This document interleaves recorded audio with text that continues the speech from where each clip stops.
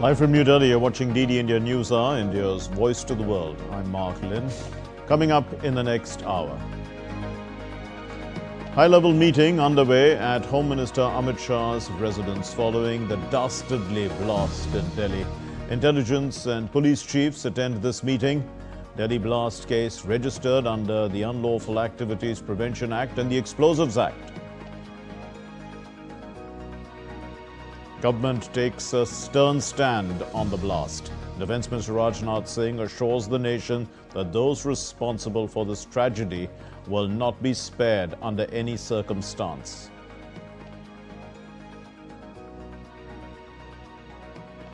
Police investigation continues in top gear. Red Fort is closed to visitors for 3 days. Traffic restrictions and diversions enforced to secure the scene of the crime. Prime Minister Narendra Modi arrives in Bhutan on a 2-day visit. He aims to strengthen ties between the two nations. Let's go across now to Bhutan. Prime Minister Narendra Modi speaking. प्यारे भाई और बहनों, कुजुजांग पोला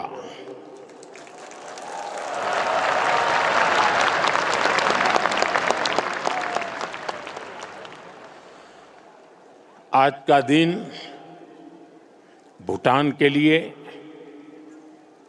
भूटान के राज परिवार के लिए और विश्व शांति में विश्वास रखने वाले सभी लोगों के लिए बहुत अहम है। सदियों से भारत और भूटान का संबंध बहुत ही गहन, आत्मीय और सांस्कृतिक नाता रहा है और इसलिए इस महत्वपूर्ण अवसर पर शामिल होना भारत का और मेरा कमिटमेंट था। लेकिन आज मैं यहाँ बहुत भारी मन से आया हूँ।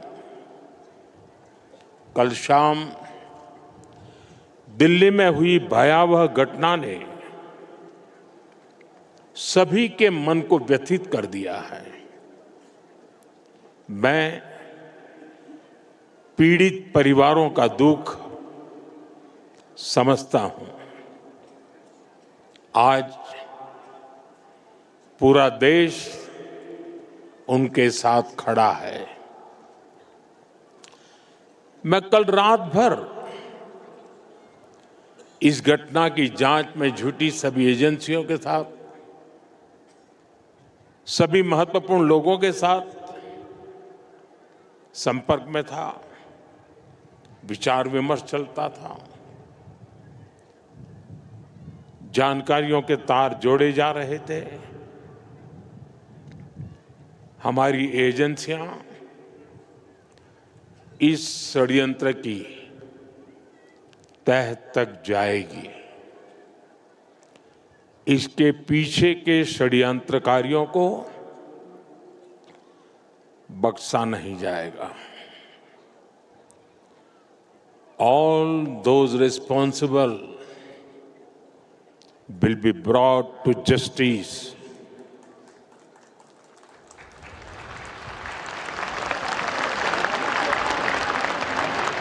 साथियों, आज यहां एक तरफ गुरु पद्म संभव के आशीर्वाद के साथ ग्लोबल पीस प्रेयर फेस्टिवल का आयोजन हो रहा है। दूसरी ओर भगवान बुद्ध के पिपरहवा अवशेषों के दर्शन हो रहे हैं और इनके सब के साथ हम सब his majesty the 4th king के 70वें जन्मदिन समारोह का साक्षी बन रहे हैं। ये आयोजन इतने सारे लोगों की गरिमामय उपस्थिति, इसमें भारत और भूटान के रिश्तों की मजबूती नजर आती है। साथियों, भारत में हमारे पुरखों की प्रेरणा है वसुधैव कुटुंबकम, यानी पूरा विश्व एक परिवार है। हम कहते हैं सर्वे भवन्तु सुखिनः, यानी इस धरती पर सभी सुखी रहें। हम कहते हैं द्यो शांति ही, अंतरिक्षम शांति ही, पृथ्वी शांति ही, आपः शांति ही, औषधय शांति ही, अर्थात संपूर्ण ब्रह्मांड, आकाश, अंतरिक्ष, पृथ्वी, जल, औषधियां, वनस्पतियां और सभी जीवित प्राणियों में शांति व्याप्त हो। अपनी इन्हीं भावनाओं के साथ भारत भी आज भूटान के इस ग्लोबल पीस प्रेयर फेस्टिवल में शामिल हुआ है। आज दुनिया भर से आए संत एक साथ विश्व शांति की प्रार्थना कर रहे हैं और उसमें 140 करोड़ भारतीयों की प्रार्थनाएं भी शामिल है। वैसे यहां बहुत लोगों को पता नहीं होगा, वडनगर, जहां मेरा जन्म हुआ, बौद्ध परंपरा से जुड़ी एक पुण्य भूमि रही है और वाराणसी, जो मेरी कर्मस्थली है, वो भी बौद्ध श्रद्धा का शिखर स्थल है।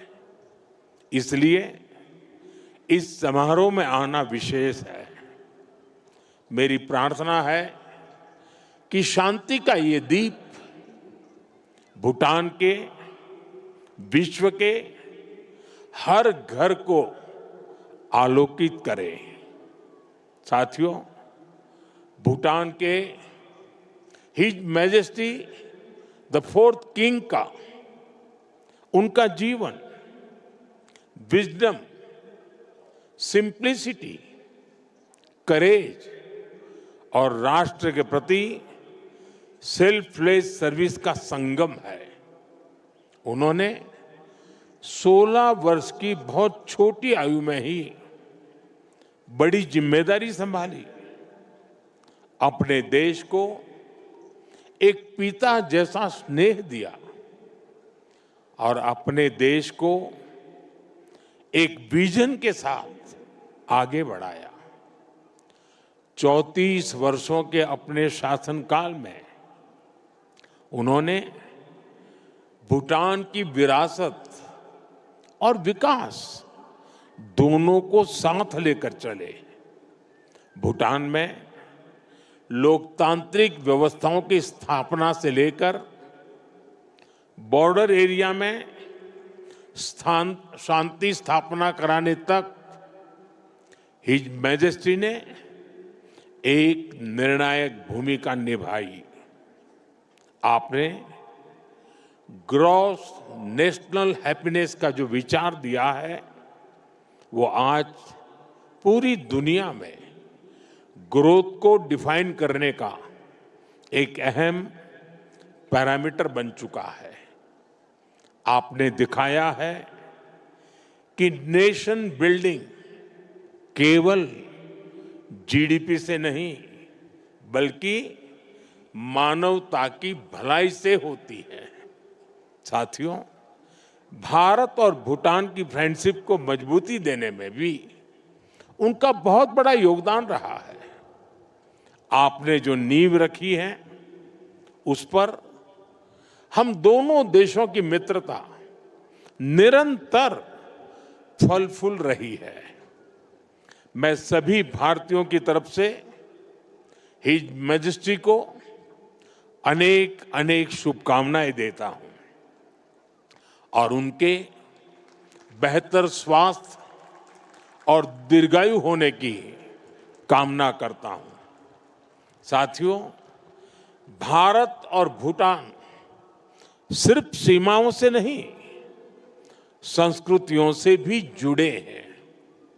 हमारा रिश्ता वैल्यूज का है, इमोशंस का है, पीस का है, प्रोग्रेस का है। 2014 में प्रधानमंत्री पद की शपथ लेने के बाद मुझे अपनी पहली विदेश यात्रा में भूटान आने का अवसर मिला था। मैं आज भी उस यात्रा को याद करता हूं तो मन भावनाओं से भर जाता है। भारत और भूटान के संबंध इतने सशक्त और समृद्ध हैं। हम मुश्किलों में भी साथ थे, हमने चुनौतियों का सामना भी मिलकर किया और आज जब हम प्रोग्रेस की प्रॉस्पेरिटी की तरफ चल पड़े हैं, तब भी हमारा साथ और मजबूत हो रहा है। His majesty the king Bhutan को नई ऊंचाई की ओर ले जा रहे हैं। भारत और भूटान के बीच विश्वास और विकास की जो साझेदारी है, वो इस पूरे विजन के लिए बहुत बड़ा मॉडल है।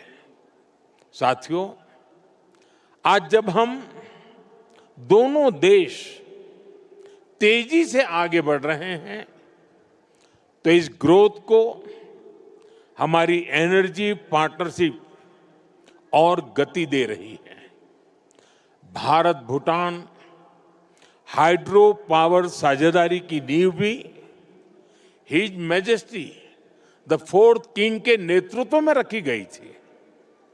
हिज मैजेस्टी फोर्थ किंग और हिज मैजेस्टी फिफ्थ किंग दोनों ने ही भूटान में सस्टेनेबल डेवलपमेंट और एनवायरनमेंट फर्स्ट का विजन आगे बढ़ाया है।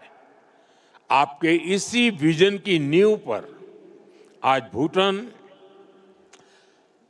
विश्व का पहला कार्बन नेगेटिव देश बना है। ये एक असाधारण उपलब्धि है। आज per capita renewable energy generation में भी भूटान विश्व के सर्वोच्च देशों में से एक है। साथियों, भूटान आज अपनी इलेक्ट्रिसिटी 100% रिन्यूएबल स्रोत से उत्पन्न करता है। इस क्षमता का विस्तार करते हुए आज एक और बड़ा कदम उठाया जा रहा है। आज भूटान में 1000 मेगावाट से अधिक का एक नया हाइड्रो इलेक्ट्रिक प्रोजेक्ट लॉन्च कर रहे हैं, जिससे भूटान की हाइड्रो पावर कैपेसिटी में 40% की बढ़ोतरी हुई है। इतना ही नहीं, लंबे समय से रुके हुए एक और हाइड्रो इलेक्ट्रिक प्रोजेक्ट पर भी फिर से काम शुरू होने जा रहा है। और ये हमारी पार्टनरशिप सिर्फ हाइड्रो इलेक्ट्रिक तक सीमित नहीं है। अब हम सोलर एनर्जी में भी एक साथ बड़े कदम उठा रहे हैं। आज इससे जुड़ी अहम समझौते भी हुए हैं। साथियों, आज एनर्जी कोऑपरेशन के साथ साथ भारत और भूटान की कनेक्टिविटी बढ़ाने पर भी हमारा फोकस है। हम सभी जानते हैं, connectivity creates opportunity and opportunity creates prosperity. इसी लक्ष्य के साथ आने वाले समय में गैलेफू और सामत्से शहरों को भारत के विशाल रेल नेटवर्क से जोड़ने का फैसला लिया गया है। इस प्रोजेक्ट के पूरा होने से यहाँ की इंडस्ट्री का, भूटान के किसानों का, भारत के विशाल मार्केट तक एक्सेस और आसान हो जाएगा। साथियों, रेल और रोड कनेक्टिविटी, इसके साथ साथ हम बॉर्डर इंफ्रास्ट्रक्चर पर भी तेजी से आगे बढ़ रहे हैं। हिज मैजेस्टी ने जिस गैलेफू माइंडफुलनेस सिटी के विजन पर काम शुरू किया है, भारत उसके लिए भी हर संभव सहयोग कर रहा है। मैं आज इस मंच से एक और महत्वपूर्ण घोषणा कर रहा हूं। आने वाले समय में भारत गैलेफू के पास इमिग्रेशन चेक पॉइंट भी बनाने जा रहा है, ताकि यहां आने वाले विजिटर्स और इन्वेस्टर्स को इससे और सुविधा मिल सके। साथियों, भारत और भूटान की प्रगति और समृद्धि एक दूसरे से जुड़े हुए हैं और इसी भावना से भारत सरकार ने पिछले वर्ष भूटान के 5 ईयर प्लान के लिए 10,000 करोड़ रुपीस सहयोग की घोषणा की थी। ये फंड रोड से लेकर एग्रीकल्चर तक, फाइनेंस से लेकर हेल्थ केयर तक, ऐसे हर सेक्टर में उपयोग हो रहा है, जिससे भूटान के नागरिकों की ईज ऑफ लिविंग बढ़ रही है। बीते समय में भारत ने ऐसे कई मेजर्स लिए हैं जिससे भूटान के लोगों को एसेंशियल आइटम्स की निरंतर सप्लाई मिलती रहे।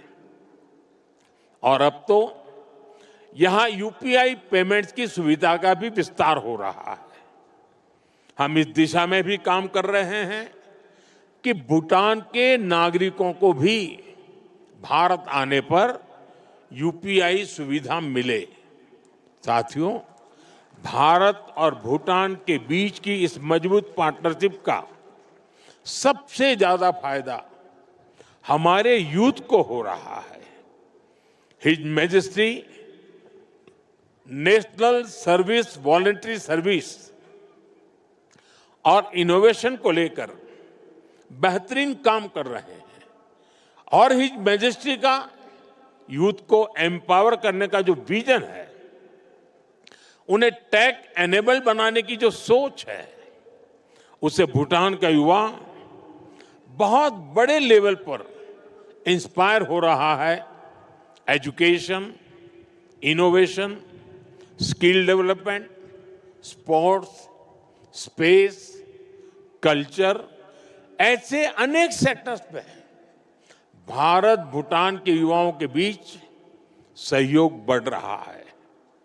आज हमारे युवा साथ मिलकर एक सैटेलाइट भी बना रहे हैं। भारत और भूटान दोनों के लिए यह बहुत महत्वपूर्ण अचीवमेंट है। साथियों, भारत और भूटान के संबंधों की एक बड़ी शक्ति हमारे लोगों के बीच का आत्मिक संबंध है। 2 महीने पहले भारत के राजगीर में रॉयल बोटानिस्ट टेम्पल का उद्घाटन हुआ है। अब इस प्रयास का भारत के अन्य हिस्सों में भी विस्तार हो रहा है। भूटान के लोगों की इच्छा थी कि वाराणसी में भूटानी टेम्पल और गेस्ट हाउस बने। इसके लिए भारत सरकार आवश्यक लैंड उपलब्ध करा रही है।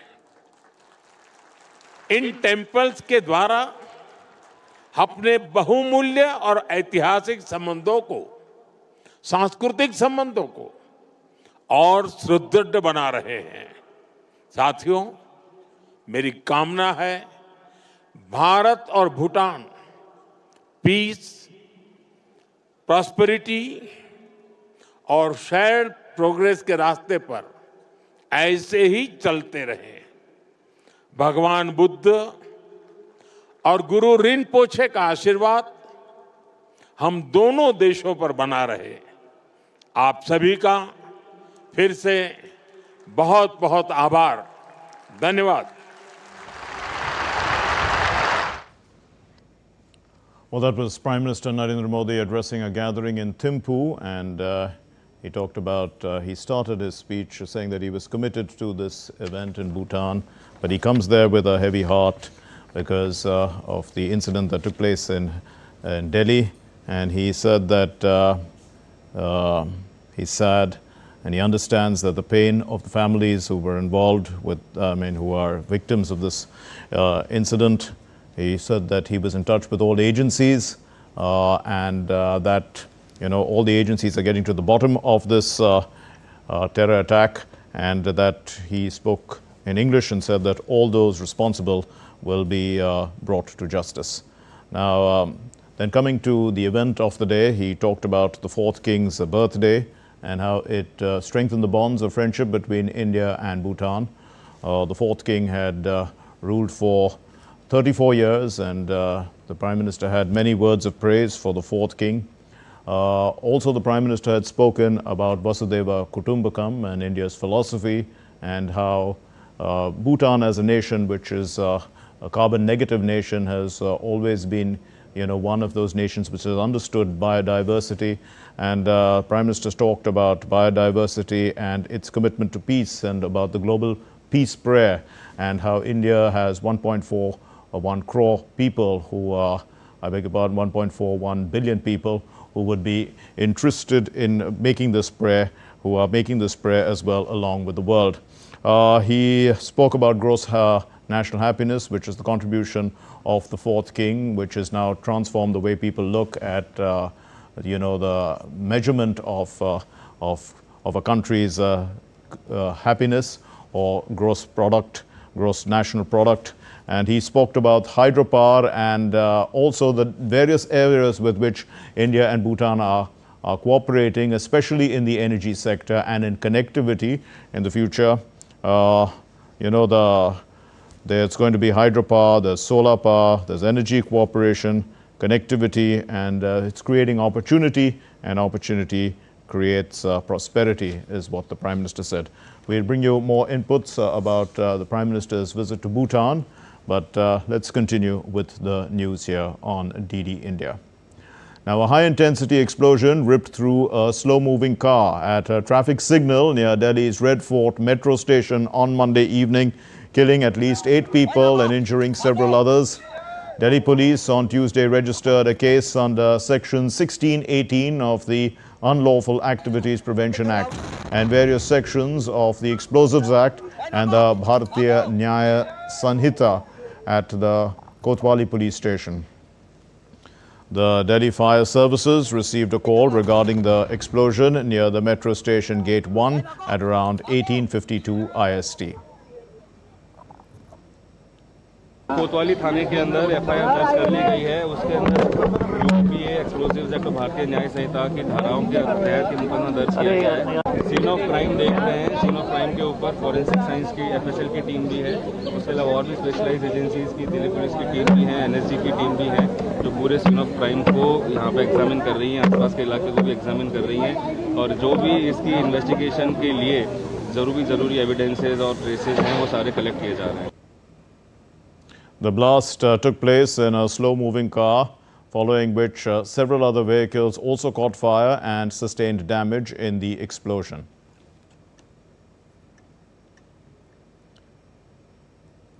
The area was cordoned off and the Rapid Action Force was deployed and continues to be deployed. Besides, teams of Delhi Police, National Investigation Agency, National Security Guard and Forensic Science Laboratory are also investigating the incident.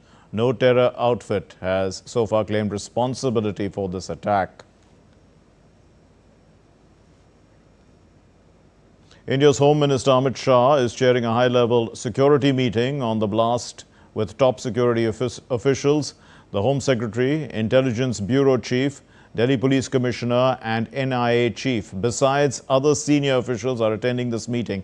The DGP of Jammu and Kashmir is also attending the meeting via a video link. And the high-level security meeting is taking place at the residence of the Home Minister in New Delhi. The Home Minister has already stressed that the top agencies in the country are investigating the incident with full intensity and that they will go in depth into the incident. Meanwhile, moments after the blast on Monday, the Home Minister had visited the site. He later went to meet those injured in the Lok Nayak Jaiprakash Narayan Hospital. And Prime Minister Narendra Modi also took stock of the situation with the Home Minister Amit Shah and other officials. In a social media post on X, the Prime Minister expressed his condolences to those who had lost their loved ones in the blast in Delhi earlier that's yesterday evening. And he hoped that those who are injured will recover soon at the earliest, and if those affected are being assisted by authorities. The Defence Minister Rajnath Singh gave a stern warning to those behind the Red Fort car blast. He said that those responsible for this tragedy will be brought to justice and will not be spared under any circumstance. First and foremost, I extend my heartfelt condolences to all those who lost their lives in the tragic incident that occurred in Delhi yesterday. I pray to God to grant strength and solace to the bereaved families in this hour of deep grief. From this platform, I wish to assure my citizens that the country's leading investigative agencies are conducting a swift and thorough inquiry into the incident. The findings of the investigation will soon be made public. I want to formally assure the nation that those responsible for this tragedy will be brought to the justice and will not be spared under any circumstances. Meanwhile, the national capital has been placed on high alert with strict vigil being maintained at the airport, railway stations and bus terminals. The Delhi Traffic Police issued an advisory regarding restrictions and diversions have been put in place in both the carriageways and service roads in the Red Fort area. The Red Fort will remain closed to visitors from the 11th of November to the 13th of November 2025 following the car blast investigation.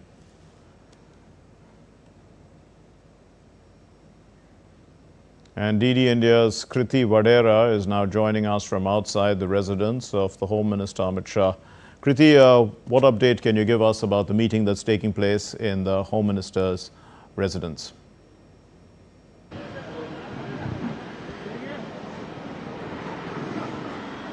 Kriti, can you hear me?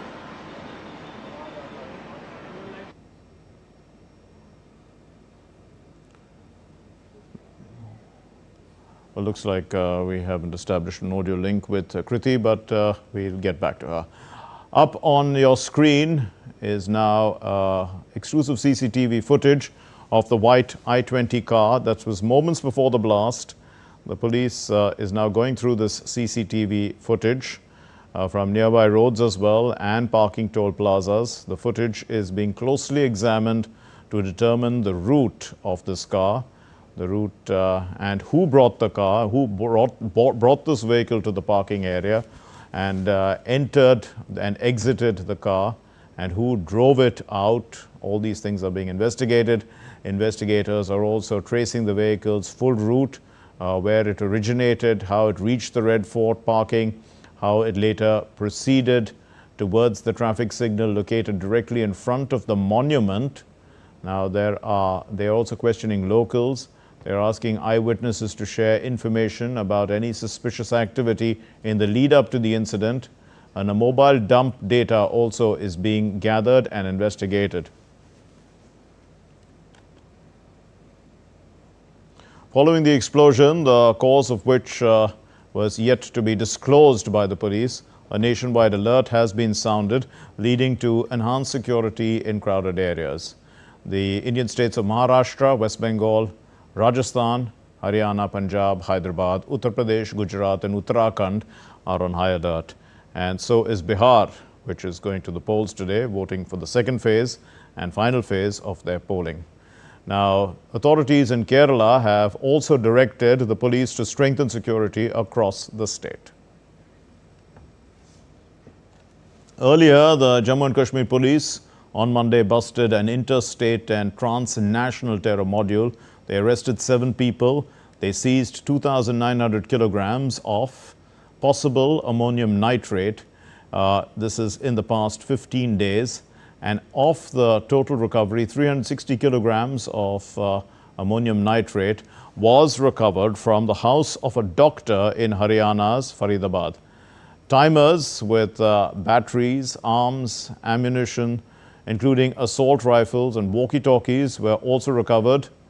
According to the officials, the recovery was made during a raid at the Al Falah Hospital in Faridabad during it's based on information, this was during a raid, based on information provided by Dr. Adil Ahmed Radhar during the investigation of him. And another doctor, Dr. Muzammil Shakil, who was employed at the hospital, has been arrested in connection with this case. The joint operation between the Haryana police and the J&K police is underway. The political fraternity across the globe has condoled the loss of lives in the Delhi explosion. The European Union's ambassador to India, along with the envoy of France and the Egyptian embassy, offered condolences on the loss of lives in Delhi and the Delhi blast on Monday evening. The U.S. State Department Bureau of South and Central Asian Affairs also expressed condolences over the high-intensity blast near Delhi's historic Red Fort. Extending condolences over the incident, President Mohamed Muizzu of the Maldives, he said that the Maldives stands in solidarity with the people and the government of India in this difficult time. Condolences also poured in from ambassadors of Russia, Japan, the UK and Argentina. The ambassadors extended prayers for the injured and the deceased. The embassy of Iran also expressed deep sorrow and conveyed sympathy. Bhutan's Prime Minister Tshering Tobgay also offered condolences for the Delhi blast victims. We are deeply shocked at the incident that took place yesterday near the Red Fort. Our thoughts and prayers go out to all the victims and those who are still recovering from the incident yesterday, their friends and their families. And even as investigations are going on, we stand in solidarity with the government and all the people of India. We're going to take a short break. You're watching DD India News Hour. Stay with us.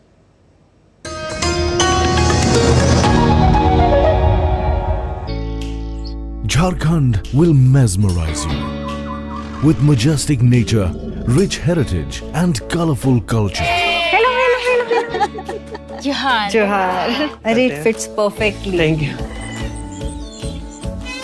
Full workout हो गया. Ready?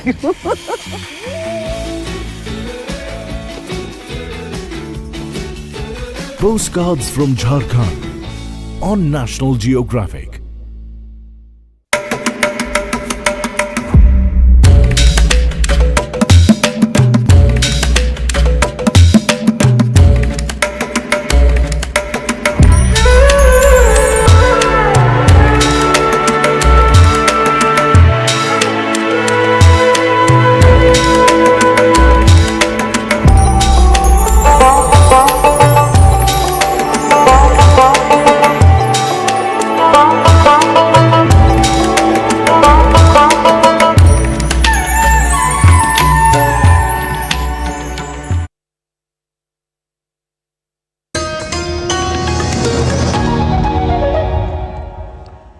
You're watching DD India News Hour. I'm Mark Lynn, and let's now shift focus to Bihar. And Bihar is witnessing the second and final phase of its high-stakes assembly elections 2025. On Tuesday, voting is underway. It started at 7 in the morning across 122 constituencies spread over 20 districts. Around 31.38% voting was recorded till 11 a.m. And that's in the This is in this concluding phase of polling, which is going to play a decisive role in shaping the composition of the next government in the state. A total of 1,302 candidates are in the fray in this phase, and this phase, as we said, covers the parts of central, western and northern Bihar. Nearly 3.7 crore voters are eligible to cast their ballots at 45,399 polling stations. This is the highest ever set up for any election phase in the state. Now, security has been significantly tightened across sensitive and vulnerable booths, with the paramilitary forces there stationed in key areas. Additionally, several points along the India-Nepal border have been sealed to prevent any cross-border movement or illegal activities that could disrupt the electoral process. The counting of votes for all 243 seats will be taking place on the 14th of November. And DD India's Siddharth Bhardwaj is joining us from Bihar, Sasaram. Tell us, Siddharth, what's the polling like, and what is on the minds of the voters?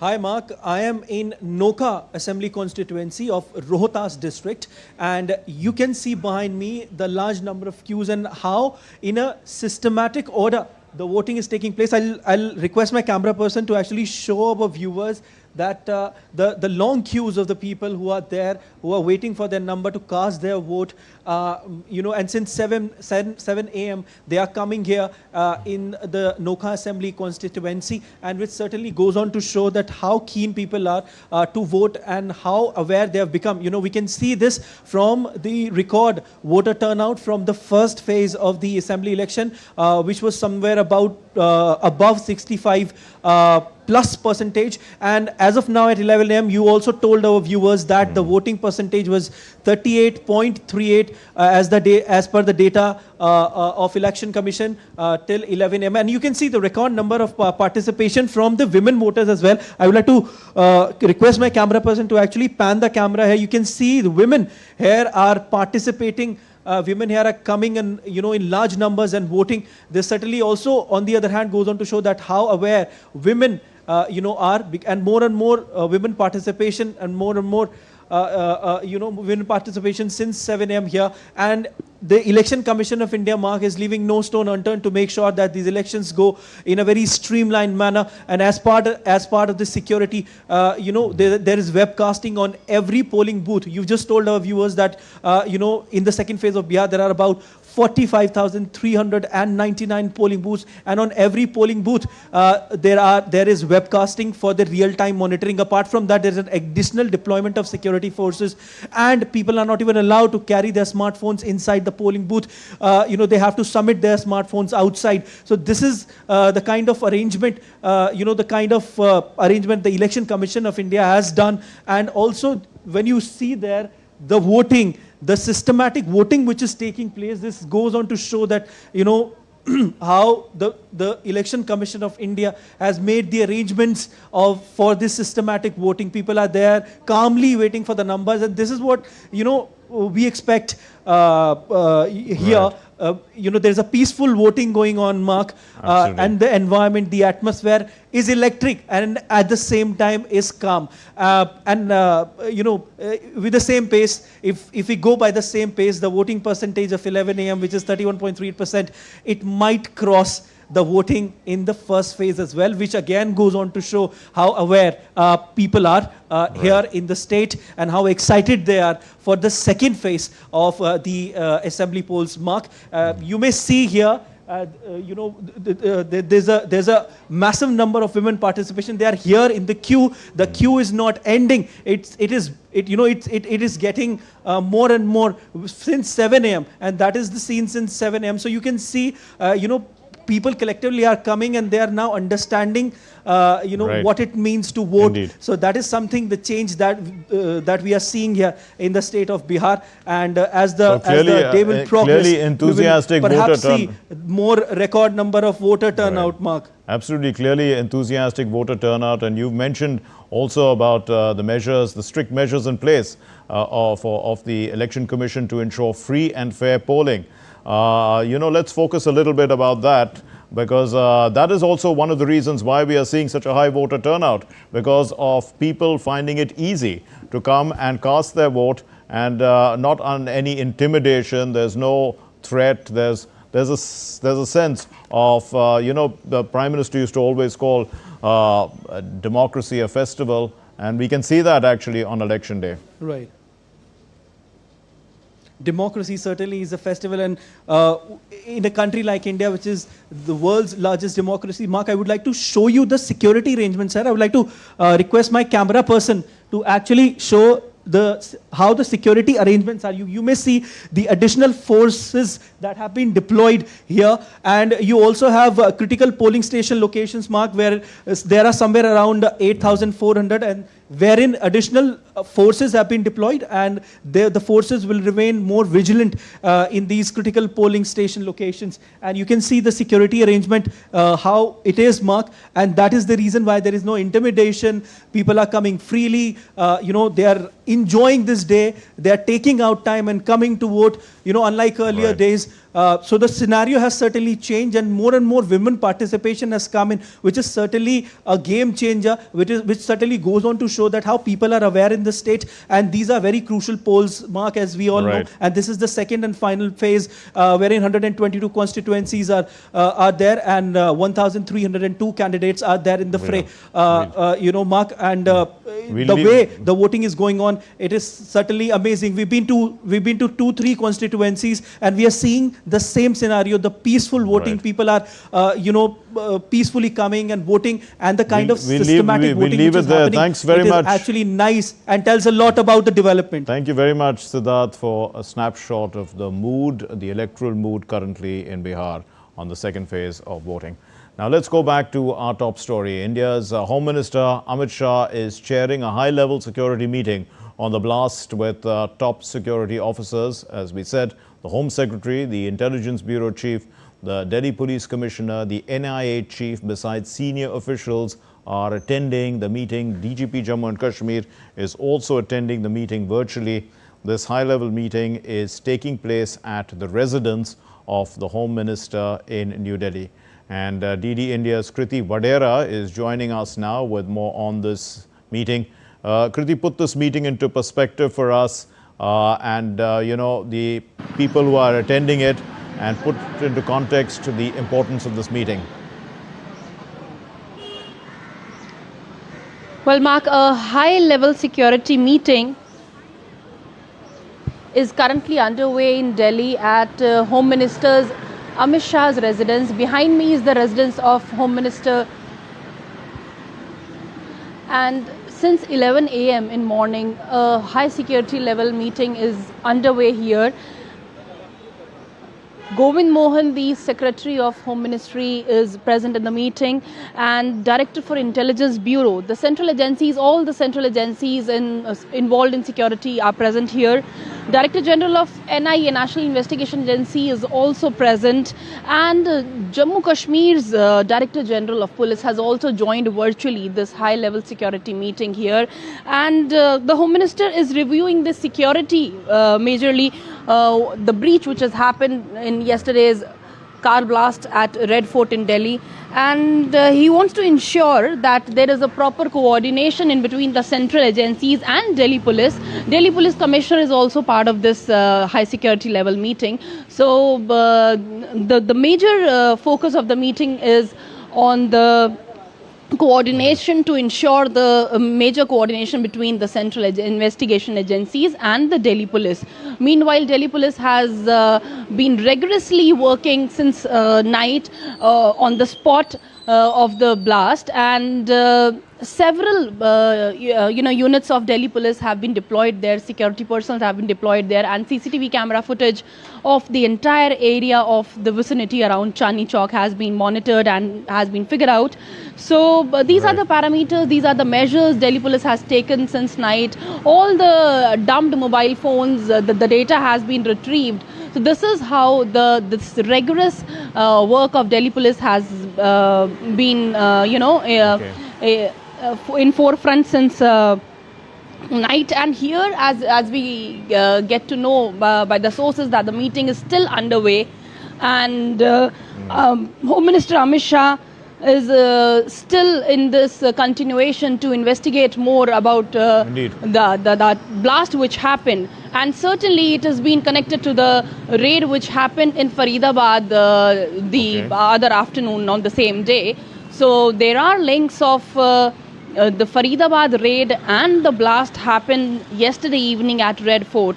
Indeed. So all the central agencies are of course on their foot since the entire night to figure out the loopholes and the root cause behind this blast which has happened in Red Fort. Absolutely. All those assurances are continuing to come in both from the Home Ministry. In fact, even Prime Minister has said that all those responsible will be brought to justice.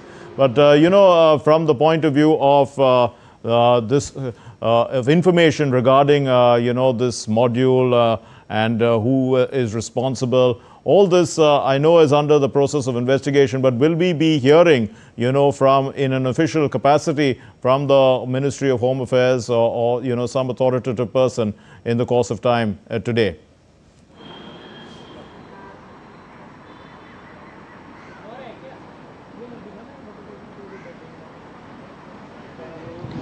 Yes, certainly the meeting is still underway, and as I said that the coordination between all the central investigation agencies and the Delhi police is the major agenda of today's meeting, and the entire analysis of yesterday's blast and the raid is being discussed in the meeting, and we would be knowing it shortly about the official statement from Home Ministry, which would be coming in the press. By then we will be getting the more information on this.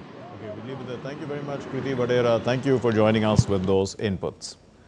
Now moving on to our next story, President Draupadi Murmu will be concluding her historic visit to Angola with the attendance of the 50th anniversary celebrations of Angola's independence. DD India's Debyendu Mandal sent us this report on the visit. This is the last day of the President's visit to Angola, and over the last 2 days we have seen extensive engagement by the President of India in Angola, apart from the delegation level talks which happened day before yesterday, and also the bilateral meetings as well as the exchange of MOUs.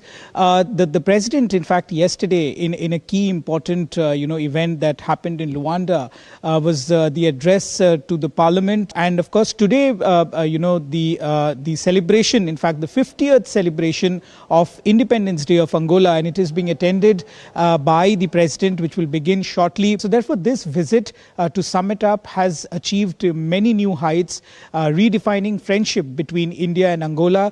There have been extensive cooperation in sectors like energy, infrastructure, transport, in sectors like agriculture, aquaculture, marine resources, amongst many other sectors where cooperations. In fact, there is Angola decided to join the great initiatives initiated by India, which is the International Big Cat Alliance as well as the Biofuel Alliance. These two alliances were initiated by India, and of course, during the visit of the President, the Angolan President did announce that they will become part of this alliance. So therefore, this visit brings the people-to-people ties between both the countries closer. We did have a community event last evening where members of the Indian diaspora did meet with the President, and the President also spoke about the vibrant Indian diaspora that is here in Angola. And of course, today evening, the President will be departing for Botswana in a second leg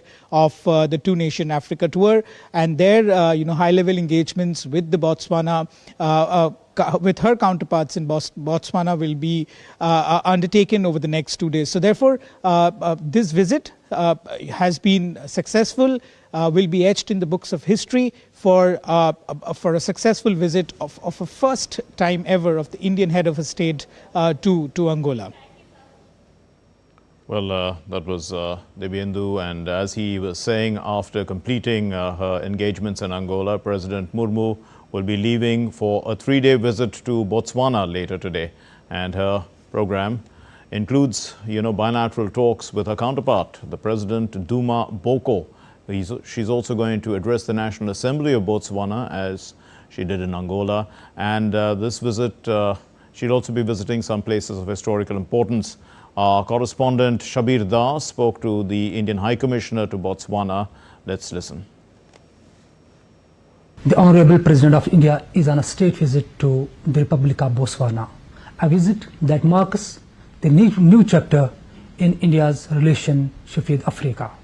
To understand the significance of this visit and what it means to India-Botswana bilateral relationships, we are joined by His Excellency India's High Commissioner to Botswana, Mr. Bharat Kumar. We are going across once again to Thimphu, and here we are listening to the King of Bhutan, Khesar Namgyel, speaking. May you overcome each and every single obstacle, and may your dream of a even brighter, stronger, more prosperous India be fulfilled. But above all, we would like to take a moment and pray for the people who sadly lost their lives yesterday in Delhi.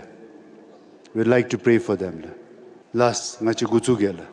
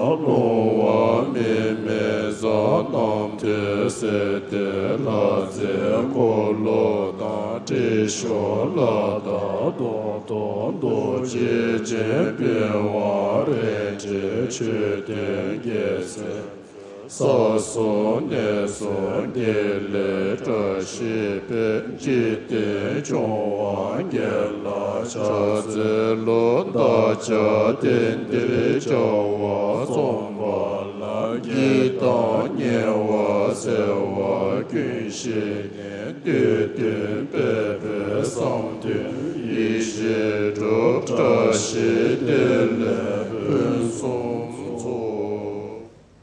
Solemn moment there where the Bhutanese king was leading thousands of Bhutanese in Thimphu, praying for the victims of the car blast in Delhi. And this prayer took place a short while ago. It is important to also recall the close friendship that Bhutan has with India.